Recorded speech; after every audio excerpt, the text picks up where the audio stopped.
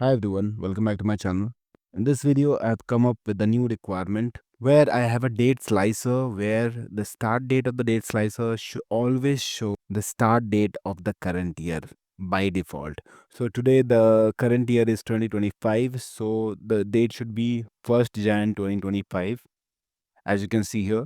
And in the next year, when we go to the next year, the start date should automatically update and it should always show the 1st Jan 2026. It should basically always show the start date of the current year by default. And there is one catch. We should always be able to change the dates to the previous dates. So this is a requirement. So let's start the video and let's see how we can solve this requirement. So when I heard the requirement, first of all, I thought to create a measure and filter the dashboard. If the year is the current year, then let's say one L0 and filter it on based on one. But this will filter the dashboard and the whole data set to the current year. And if you want to change the start date of the slicer, it cannot change. And it will always be like the year to date data. Now let me show you what solution we propose to solve this requirement. So first of all, we created a table. So let's create a new table from here. Let's name it to custom period. And then we created a table using add columns, calendar. And here in the start date, I used this date function where we have to pass year, month, and date. And for year, I have given year of today, and the month it will be 01, day will be 01. So this is the start date, that is the start date of the current year, and the max date will be today.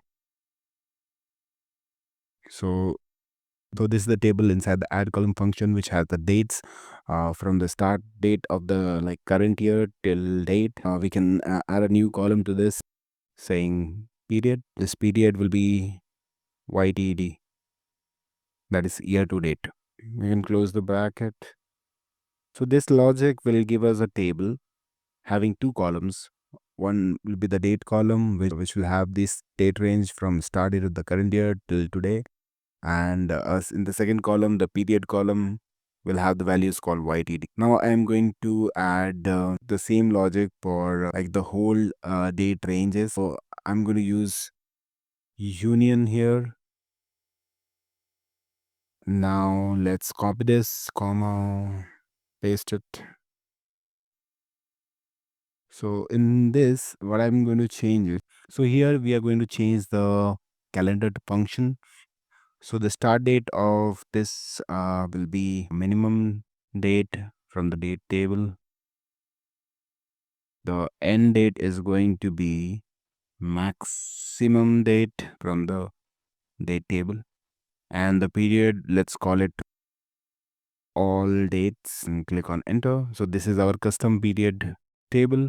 Let's go to the model view and let's join this date table and custom period table on date column. So currently it's going to filter the day from the date table to custom period, but we want to filter the date table from custom period table.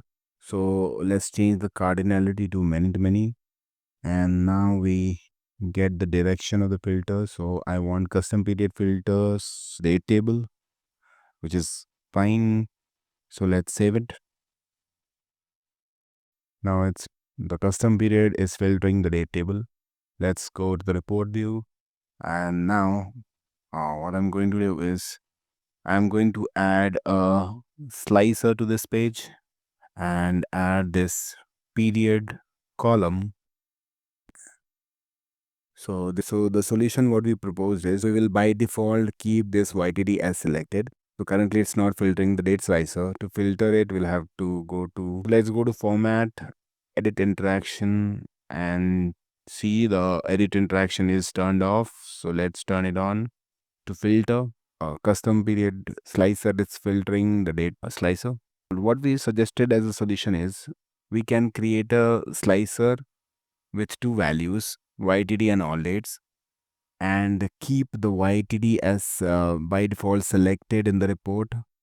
So when the date goes to the next year, it will by default show the start date of the current year always. Whenever we want to see the previous year data or previous 2 years data, we can go to the all dates and we can now change the date from here and go to the previous years. So this is the solution what we suggested. I hope you learned something new in this video.